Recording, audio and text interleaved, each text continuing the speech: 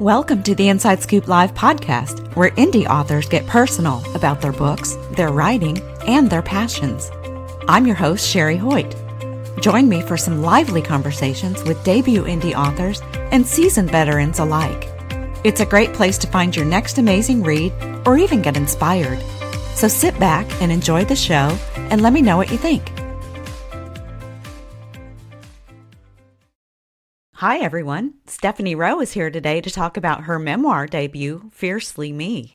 It's a journey into the vibrant tapestry of her life, where each moment is an adventure waiting to unfold.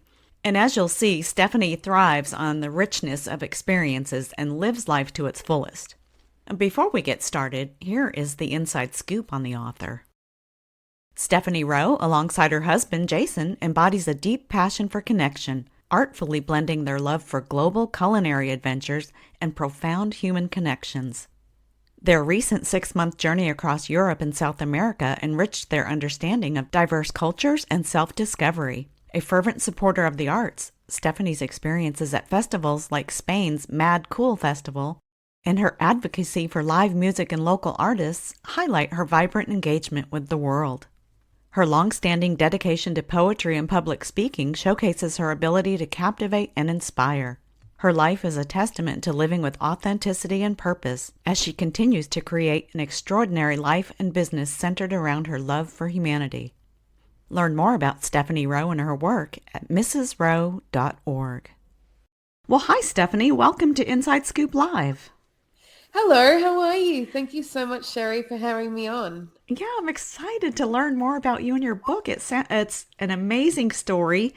Why don't you start off by telling us about Fiercely Me? What is it all about? Yeah, so Fiercely Me is my self-published memoir, and it is essentially about my life, but I kind of write it in a very different way to a lot of memoirs, and I don't go on your automatic like young to now kind of numerical order. I kind of write it through stories and learnings and how my story kind of interacts with the learnings of my life. And so although the start, I talk about, some of my most fondest memories as a child of like living on an island and traveling around Australia in a bus. My parents definitely had a nomadic lifestyle when I was a little girl, which was, it's something that a lot of people don't have. Yeah. That story, and my first memories were just quite amazing. But then I go through, a little bit more about kind of the hardships that I experienced and some of the blocked memories that came through at certain parts of my life and how they shaped me into many ways, how I emotionally responded to things in life. But then I kind of got to a point in my late 20s where I was like, you know what, I'm not doing so great. And I would like to be a better human being. So I kind of went on this road of self-reflection and went to seek professional help. And I kind of talk very, very openly about that. And then I develop and I, learn a lot more and have a really deep relationship with myself. And then through that I go through lots of different learnings and kind of a bit more of a philosophy, because I'm a very deep thinker, so I kind of bring the reader on that journey as well. And then I end it really powerfully, and I love the ending. I reread the ending and I was like, wow, I'm a powerhouse. I love that. I love that. And I messaged my best friend. I was like, oh my God, like this ending is actually really good. And she was like, yes, Steph, it is. I love that. I love that story. Now, what made you actually sit down and decide to write a book? I mean, that sounds like a big step. Oh, it was a huge step, to be honest. I've written all through my life. I had probably 5 times the amount that I have written, just sitting in a file. And so that was, a passion of mine, obviously, to write all the way through my life and to express the way that I see the world. But I decided concretely about 2 years ago now that I really wanted to write my memoir. And the real driving force was because I knew that my story would resonate with others and I wanted people not to feel alone. But the other reason was I wanted to take back my narrative. And What I Mm. mean by that is that a lot of my life, people have told stories or made up stories about me to suit their MO, Hmm.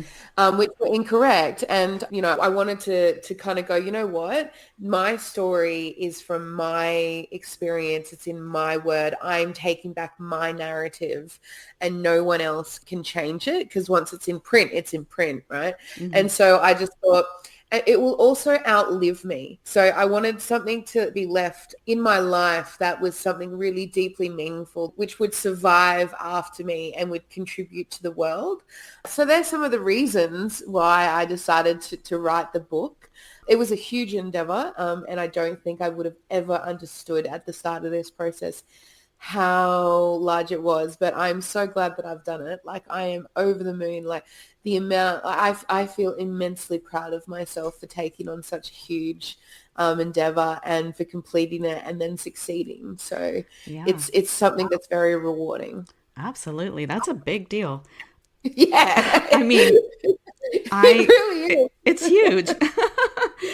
And I love that you say that it's your story because so many people let others define them. And I love how you took it back and said, no, this is my story. That's amazing. And that will inspire a lot of women. And Yeah, I yeah. I really like the reviews that have come in. That's exactly what's happened. Even with men, like I've had men reviewing it as well, and they've just connected to it exactly like that. And it kind of made me realize, like when I first started writing, I was like, oh, this is, my story. This is my experience. And then once people have been reading it and reviewing it, I'm like, no, no, no, this is our story. Like, this is just not mine. It's taken on its own, which has just been really, really beautiful. And as an author, that's all you want is for people to connect and to go, you know what? She's right. And I can see that. I can connect with that. But there is still hope. And I think that is the most beautiful thing an author could ever ask for, honestly, when they release a book. Yeah, yeah. Now, the way you describe it, it's memoir, but it's self-help as well. So it's kind of a dual purpose book. I love memoirs that read like a story almost, I mean, because it is a story, but not the chronological order like is typical, I guess, for memoirs. You shared some personal struggles and had to have been very vulnerable to write this book. What encouraged you to share these aspects of your life, and how did you deal with kind of rehashing things and preparing yourself to be open enough to write what you did? Yeah, so I'm extremely transparent and extremely vulnerable in this book. When I first wrote this book and I finished it was like essentially this time last year, I was like, yep, nope, it's done. I smashed it out in the park. Boom, boom, boom. I'm amazing. And then as like every first author in their first draft is like, oh no, like, no, no, no, no, no, doll, you've got a lot more work to go. It was just like, oh, precious. And it was a really hard thing to swallow. I was like, oh man, I'm not the unicorn. I'm not the magical unicorn in the world that can just like smash out the first draft and it'd be amazing. And so I had to like, yeah, honestly, I was just like, oh man, this is because it was, it was hard to write. It was Hmm. really, really hard to write. And so I had to kind of leave it for a month or two and a few things had happened. And then I essentially went back and I rewrote the entire book. Oh But my what had goodness. happened, yeah, but what had happened from like the first draft to what now exists is I'd written the first one trying to please everybody, Mm. trying to think of how everyone in my life would take the book. I wanted to, keep this kind of plateau of emotional stability but within that, it was one of the hardest things I could do because I had to stand there and I had to look at myself in the mirror and I had to be like, but this isn't your real story. This is the story that appeases everybody and you don't get any flack from. Mm. This isn't your story. This isn't what you want to say. This isn't your authentic self. And so through writing the book, I also like hone in on my voice. And so as I'm rewriting it, I'm becoming more powerful and more clarified and I'm becoming more transparent. And so you'll see that as you read the book as well, is that you'll see that kind of clarity and that not fight, but this just beautiful passion and like understanding of my true writing voice as you, the reader, read it. And it was a huge thing to overcome because like I'm having to essentially look at myself and be honest with myself in the most vulnerable way and go, no, how do you feel about this? What do you want to say? And how do you want to kind of end it? Because it was like, that was the other thing. Yes, there are elements of self-help in there, and it is weaved in through a story, because for me, storytelling is the most powerful form of transferring knowledge. And so I was very, very adamant that that was how I wanted to write the book. But I wanted to also show people that there was, you know, an element of success if you implement small things and you change the way that your mind works sometimes, and, you know, to have faith in yourself and things like that. So it was this huge journey as a writer, but also as taking back my voice and just having to like essentially be a duck with water, just everybody's opinion, everybody's conclusion, everyone's, you know, because, you know, like my family, when I started writing it, were not supportive of this book at all. Mm-hmm. They were just like, you know, I got messages and I was all crazy. So I just had to go, no, it doesn't matter. Deflect, deflect, deflect, deflect. This is my story. I need to be true to myself. I need to be absolutely honest about the experience. But I also need to go, yes, this could be really horrible, but this is how I use this in my life to get to where I am, or this is how I experienced something really, really horrible, but this is, you know, how I got through it. And these are some of the coping mechanisms. And this is what I learned about myself. Yeah. And it is a very truthful and honest book. But I think that is the beauty of being a human being. We have these nuances within ourselves that we can be, you know, not everybody is as transparent and not everybody is as vulnerable as I've been in my memoir, because it is scary and it is, you know, confronting. But when you kind of get over those things and you kind of process it and you accept that that's, you know, the person that you want to be and the way that you want to connect with people, it brings you a lot richer life, in my personal experience. Like, you're able to kind of essentially remove the noise and just go, you know what, I'm a human being and you're a human being. And it's okay to go through these things and to, you know, feel shame or, you know, be upset and not deal with things in the best way. But then that doesn't mean that that's who you're going to be for the rest of your life. You know, you have the opportunity to kind of look at yourself and learn new skills and call yourself out and then go, you know what, I'm going to learn how to deal with this better, and go and do that, you know, and that can be confronting sometimes. I think that's why it's such a big book, because it goes through all of these different things. And some things that I write about are quite complex, but I think that I connect with the reader really well. So Yeah. When you rewrote the story, when you let go and said, I'm going to write my story, was it a lot easier than writing the first one? it flowed so easily. It was almost like I allowed myself to write it. And it was just the easiest thing I could have written. It was amazing. It took me a solid 3 months to rewrite it. Mm-hmm. You know, and in the scheme of things, my cousin always says to me, Stephanie, God, you've done this in such a quick time. Some people take 10 years. And I was just like, yeah, I know, but I didn't want to take 10 years. I rewrote it in 3 months. And man, it was easy. And it was like, it was fulfilling. Like, there was times where I was just like fist pumping the air. I was just like, oh my God, yes. Like, yes, yes, yes. And that's when I knew, like, when I'd allowed myself to truly write it, I was just like that, and it was just easy, and I connected with it, and it wasn't difficult, and I wasn't overthinking it. It was just like me writing. That's when I realized I was correct in what I'd done to rewrite the book and to take that narrative back and to just be extremely truthful and transparent, because it was a joy to write after that. It was like, oh my God. And I started thinking, you know, like, how can I bring that reader like into that moment in my life and like let them see through my eyes. Mm-hmm. So, and I would do that. And then the feedback has been like, oh man, I can actually see those moments that where she is through her eyes. And I was like, you know, it was so beautiful to get that. I was like, yes, like that was exactly what I wanted. I wanted the reader to be there with me. Yeah. And I was like, so it just gave me that kind of that opportunity and that exploration to really go, this is who I am, and this is the writer I am, and this is how I want to tell my story, and I want to say it. I want the reader to kind of go on a beautiful journey in places, and I want them to feel it. And so, yeah, it was so wonderful. And I'm really happy that I did that, because I don't think it would be the book it is today if I hadn't. Yeah, yeah. Well, your authenticity jumps off the pages, so to speak, and readers can feel that. You can't get any better than that, No, I don't think so either. Now, are there steps in there that the reader can follow, or is this more something you do outside? I know you're a life coach, and I don't know if you wanted to talk about that at all. Yeah, no, I don't do any steps in this book. I really wanted to keep it story-based. But yeah, as a life coach, I definitely have the steps on the outside.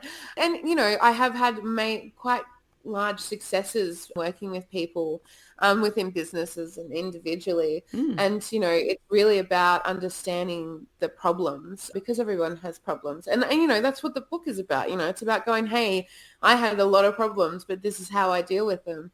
And, that's what I do coaching. I just go, what are the problems? How can we add value in your professional but personal life?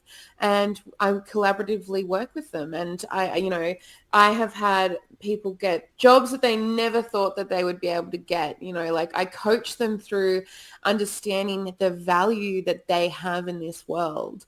And also within business, like I go into businesses and I, rip out spend left, right and center because I just have that mind, which I can go, how can your business benefit this world, and how can we make it even more successful? And I go in and I negotiate contracts, and I do all of these really wonderful things, and I get really great results. It's such a amazing place to be in my life, to have come from a place. I write this in Fiercely Me.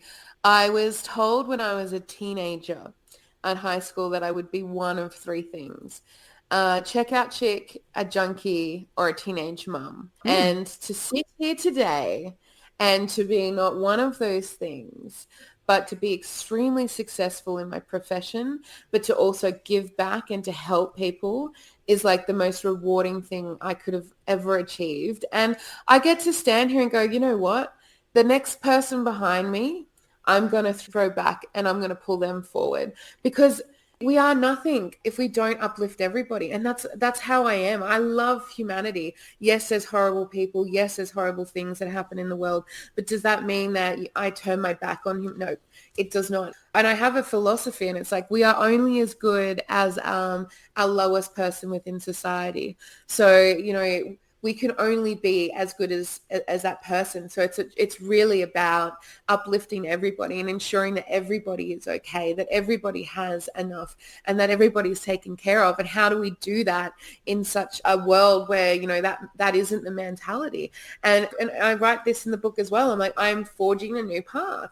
I'm going to create business which, isn't just beneficial to one, but beneficial to all, where we can encompass everyone. We have opportunities for everyone, no matter where they're from, no matter what, schooling level they are, what education system they've gone to, because everybody deserves to have an opportunity. And how do we, as a collaborative, uplift and bring people forward? So, coaching, I see that as a very instrumental part of that. But I also see, having that mindset in business and being a change maker is also very instrumental, because if we don't challenge the status quo, then how are we ever going to change?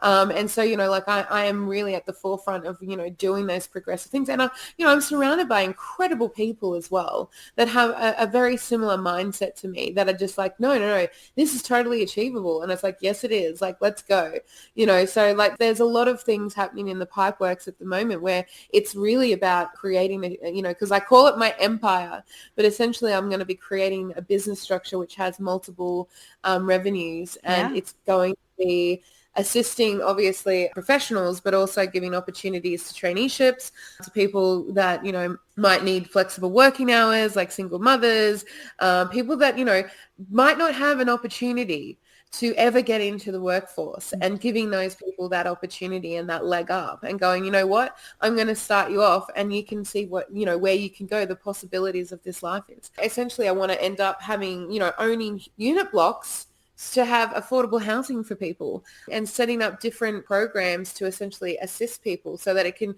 you know, if people need a place to live for, you know, 6 to 12 months to stabilize them to kind of, you know, go to the next stage in their life, great. If they want to stay there long term, also that's, you know, fine. But I essentially want to help as much and as humanly possible as I can with the wealth that I create through my empire and my businesses and my coaching, because, you know, I deeply, deeply think that we have an opportunity in this life to choose how we actually operate business, how we are professionally driven, and what we do with our wealth. And we can change the direction and we can influence the world in ways that we never thought we could. I've done it myself, and the power is huge. But you get to choose what you do with that power at the end of the day. And so, you know, like this is essentially my entire, you know, my coaching method, my business, you know, my professional, my negotiation, the way that I live. I'm authentic through all of it. And I'm results driven. So I get huge results, and people don't understand how I can. And it's because, you know, like I come from a place of deep respect, but I also understand how to do, like how to negotiate contracts within business in a really authentic way. I can understand how you do the things you do just by listening to you. You are amazing. So I love that all of this that you just talked about is stemmed from you choosing to rise above that negative message. Now, maybe it didn't happen at the time, but later in life it did. And you took a hold of that and rose above it. And you're saying all these beautiful things, and I'm thinking, I hope she gave that person a copy of her book, you know? Oh, no, that person would have to buy it for sure. Good point. Good point. Yes. Did you ever imagine in your wildest dreams that writing a book would lead to your purpose in life? I knew that if I accomplished the book, if I did that process, if I nailed it and I did it well and it was like high quality, great, you know, and I did that, I knew that I could then do anything. It was kind of the floodgates, if that makes sense. Like I had to get over the damn wall, because we all have our insecurities. We all have our stories that kind of funnel through our mind. We all live in fear, but it's like understanding what fear does to us, and it holds us back, and it keeps us in this place of, you know, status quo, and it kind of prevents us from really achieving what we truly desire. And so, and I talk about this as well in Fiercely Me. I lived in fear for a long time, and I just kind of got to a point where I was just like, there's no point living in fear. My life isn't fulfilled. I'm not happy. I'm not doing what I want to do. How do I change this? And how do I let go of these stories, which are not real? Like they are made up in my brain. They are, you know, they're fabricated. They aren't what reality. And so I just started, you know, changing my brain and the way that I was thinking. And, you know, and that was a big part of writing Fiercely Me, was kind of acknowledging that and like just letting go of all fear and of being scared, and just like literally letting it disintegrate, and then just walking into my power. And through that, and through the process of writing this book, I just realized I can do anything. I'm absolutely unstoppable. But I also, you know, on a side note, we were in Peru a couple of months ago, and we were going to the Amazon, and we had a really terrible car crash where the driver drove off the road and the car flipped 3 times. Oh my God. Yeah, it was horrific. It was really horrific. And so we're still kind of recovering from that. Well, we still are recovering from that. Yeah. And we nearly died, and I actually thought I was going to die. We were all going to die. And when I came to and the bus had stopped, I just thought to myself, well, you tried to kill me, didn't you? You tried to give it a hot shot there, but you didn't succeed. And I just thought to myself, well, mate, there's nothing stopping me now. If you thought I was ambitious before, you don't know who I am now. Just like, oh, everything's off the table. I'm just going for everything. Because it's like, you know, I was just like, no, that's it. I'm unstoppable. I'm not living in fear. I'm not living in my being scared or of the what ifs, if the failure. I don't care. I'm just like, I've got this second chance of life, literally. I'm going for it, and I'm just letting go of everything, and I'm going into my power. I'm going into who I am, and I'm succeeding deeply. And so, it was a combination of like I was already there before the accident, but like after that accident, I was just like, oh baby cakes, oh baby cakes. I'm here now. I'm here and I'm ready. So it was just like I was just like, oh yeah, it's happening now. And I think that the thing for me is that, and I said this to my husband, I said, I don't even have fear anymore. Like Mm. it doesn't exist. It's just like I'm just like, let's do it. And I do it, like it's the most beautiful place to live in, of just being going, okay, what do I want? Where do I want to go? How do I want my life to be? What do I want to achieve? What kind of feeling do I want? Do I want a community? Yeah, I want a community. Let's build that community. Let's build this. Let's go, like let's do this. And just not even worrying about any of the what ifs or any of the risks, like, because, obviously I'm a bit of a risk taker. Yeah. Like now I'm just like, nothing is off the table. Nothing is unachievable. Everything is achievable. So I mean, it's a really beautiful place to be in. And I'm kind of happy I'm here. I'm happy that I wrote the book. I'm happy that I went through everything, even though it was really hard. Like writing that book wasn't an easy feat for me. Like it was, emotionally, it was really tough. And like my husband had to bear most of the brunt of it because he was there every day after he'd come back and I'd finish a chapter or I'd rewrite another chapter. He was the one that, would take the emotional brunt. But, I'm happy that I went through it because it was therapeutic, but it was also like affirming of who I am and what I can actually achieve when I put my mind to it, when I actually, put things into action. So the whole thing is huge and I'm really happy about all of it, even though it was hard, even though I had to challenge myself and I had to push through and learn more even more about myself. Well, that saying is true that, I mean, you don't grow from, the easy stuff. So, Oh, no. well, I love your story. Now, do you have a website where people can learn more about you? And do you offer individual coaching, did you say? What's Yes. okay? Yeah. So I offer individual coaching. I also offer coaching for businesses as well and leadership teams. And I also can go in and negotiate and influence how they can do change management. That's all on my website, which is www.mrsrowe.org. And I also have the book up for sale as ebook and also as paperback. And I'm doing my launch on the 4th of February in Brisbane, Australia as well, of the physical copy, which is super exciting and I cannot wait. Yeah. But I'm also on all socials as well. So I'm on Facebook as Mrs. Rowe Author. I'm on TikTok as Stephanie Rowe, and I'm on Instagram as Mrs. Rowe Author. So I'm on all socials, and if you go and have a look, there's a lot of interesting things that I've done and are going to be doing, which is really exciting. Yeah. But yeah, so website www.mrsrowe.org. Okay, great. Have you considered doing an audiobook? Because you would make a great narrator too.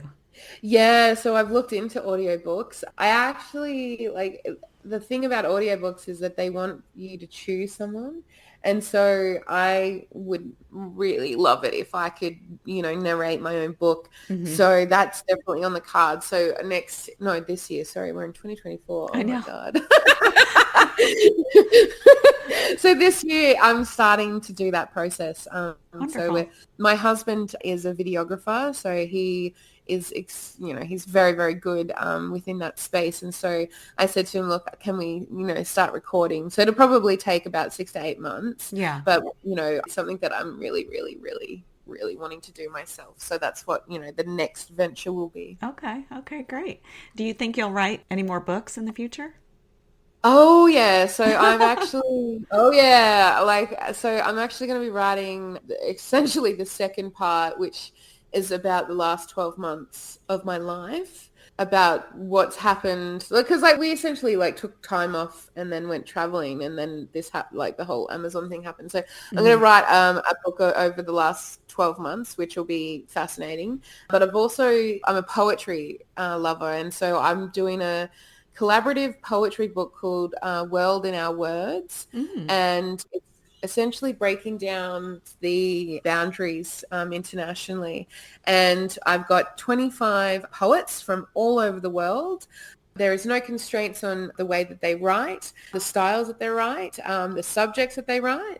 And so it is going to be a really powerful poetry book because it's showing humanity at its finest and showing how you can bring people together through our words. And I've read some of the poems and man, they are good.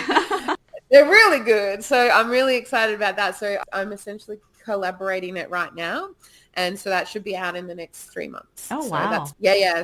So I'm a goer. I'm a go. You are. Well, you have a lot of things in your pipeline, and I don't foresee you stopping anytime soon. Is there anything else you wanted to talk about today?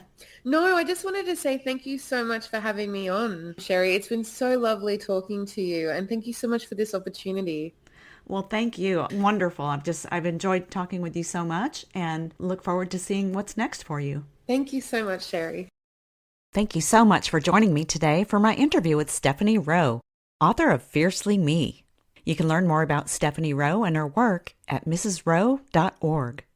And be sure and check out our other interviews on InsideScoopLive.com.